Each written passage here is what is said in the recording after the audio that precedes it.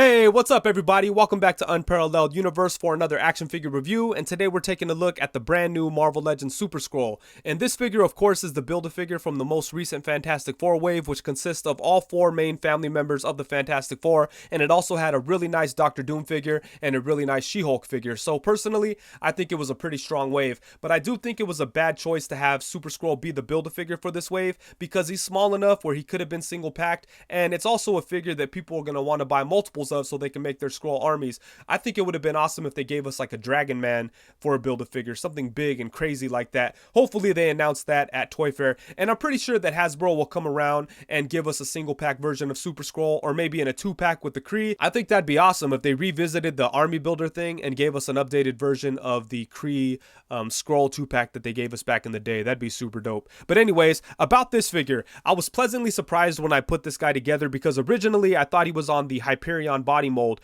and that's an okay mold. We've seen it a bunch of times. They used it on Venom, on Luke Cage, on Bishop, and it's kind of been around for a while at this point, and I think they've done better since then. But I'm happy to see that this body was a little bit different. I think the arms and the legs are definitely from that same mold. You can see here that they look pretty much identical. Let me bring his arms down here.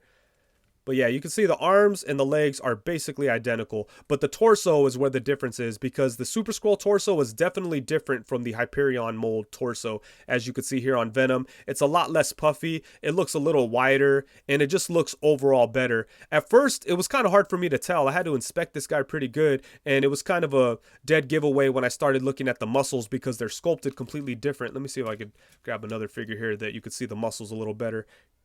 I can't really see it, but the sculpting work is definitely different on the two figures as far as the muscles go, so that is awesome. And I think just in general, the Super-Skrull body does look a lot better than the Hyperion mold. And obviously they had to rework something because they had to put his weird shoulder flaps on here. But I think this is a really nice figure. He came with some accessories. He came with two different heads. The first one here is like a very serious, kind of angry, stoic look, which is really, really nice. You have the big ears, the yellow eyes, and all the traditional Skrull kind of characteristics. So that's dope. And then the other head sculpt is this like really sinister looking grin, which is another look that we see on a lot of Skrulls. You know, I think that's really awesome too. Again, we have the big ears and the yellow eyes. So I think that looks really nice. I really like that sinister grin. And then aside from that, he does have interchangeable arms, and that's pretty easy to make happen. All you have to do is take his arm out right there and then stick that in there, and there we go. Same thing on this side.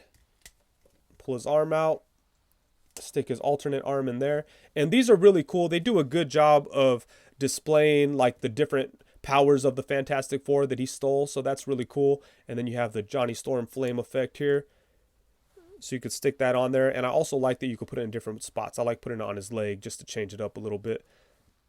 It would have been cool if he came with a couple more of these so that you could put them in different spots at the same time. And the sculpting work on these arms are very well done. First off, the Thing arm, I guess we could call it, has really nice sculpted rocks. They look good. There's not a lot of paint going on, but they do match the Thing figure pretty well as far as like the design and the shape of the rocks on his skin look. So that's cool. And then for the invisible arm, this looks really nice too. I'm always afraid of invisible kind of plastic. I think it's going to change color over time, but as it is right now, it does look really nice and clear, and it definitely captures that quote unquote invisible look from the Invisible Woman. Aside from that, I think the other big question when it comes to this figure is whether or not he's better than the Toybiz version, which I love the Toybiz version. This guy's been in my collection for years. It's a really nice figure. I love all the details on it. You know, Toybiz was crazy with the sculpted details. There's a lot of stuff going on here, but one thing I hate about this figure is this stupid arm and how it's just straight like that and you can't articulate it. But aside from that, this is a really nice figure. I love the transformed arms. They look really cool. Unfortunately, I don't have his powered down arms. I'm not sure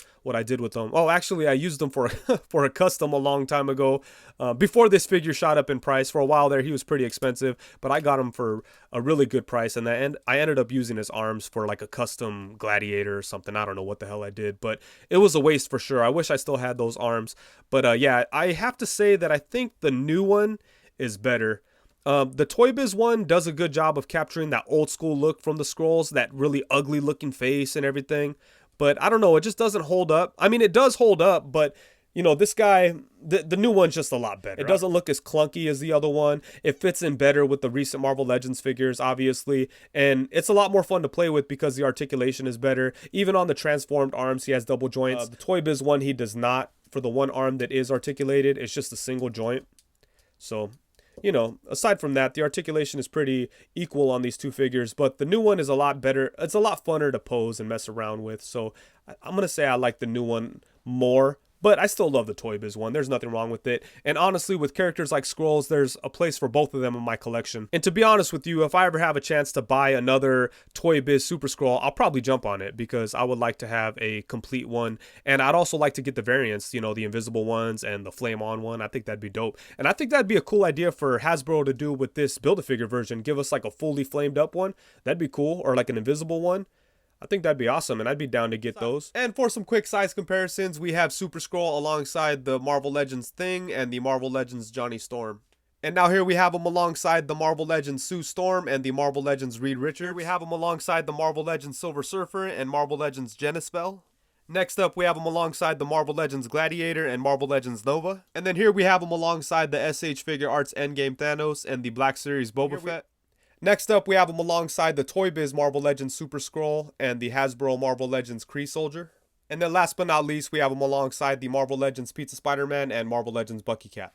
And as far as the articulation goes, there's nothing too exciting here. It's the basic Marvel Legends articulation setup. He has a ball jointed head so you can move side to side. He could look up a really nice amount. He could look down to right there. He's got a really nice ab crunch. Whoa, check that out. I didn't realize it crunched that much. That's really good. Then it goes back to about right there. And then you have a waist swivel. You have a ball jointed shoulder that goes all the way around. Comes out to the side. Upper bicep swivel. Double jointed elbows. Swivel at the wrist. Hinge at the wrist. His legs come out to the side. A really nice amount for this type of character. They don't really go back too much, but that's okay. They kick forward a really nice amount. And then you have the upper thigh swivel. Double jointed knee. Lower leg swivel. Rocking ankle that goes forward and comes up.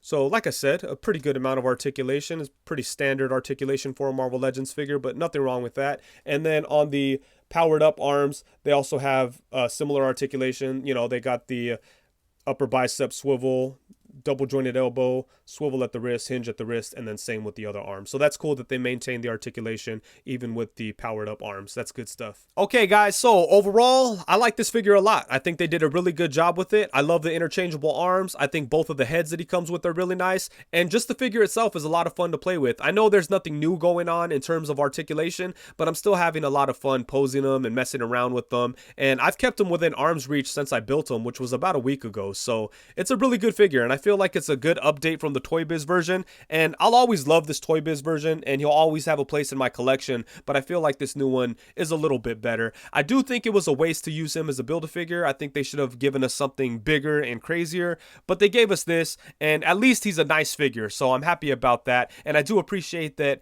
they gave us something that has new parts. That new torso is awesome. Again, it's not like something innovative or completely mind-blowing, but it's different from what we had before, so that's always exciting. So I like to see them use different parts and stuff like that, not just the same old mold over and over, even though, you know, that's kind of the nature of what Hasbro does, and I don't hate it or anything, but it's always exciting when they do something different. So that's what we have here. So I think that's it. Thank you so much for watching. I really hope that you enjoyed this review, and I'm definitely going to do some more of these quick style Marvel Legends reviews because I like reviewing Marvel Legends figures, but by the time I get my hands on them, a lot of people have already reviewed them, then I get discouraged. I know that's kind of stupid, and that's like a hang up that I've had. Like, as long as I've had a channel, I'm always like, if I don't, you know, get a review up fast, then what's the point even? But, you know, I'm trying to get away from that mind state, and I just want to make videos about toys. So I'm just going to try to do these quick little Marvel Legends videos as often as possible, and hopefully you guys enjoy them. But anyways, that's it. Thank you so much for watching. Please be sure to like, comment, subscribe, and all that good stuff, and I hope everyone out there has a wonderful day. Peace.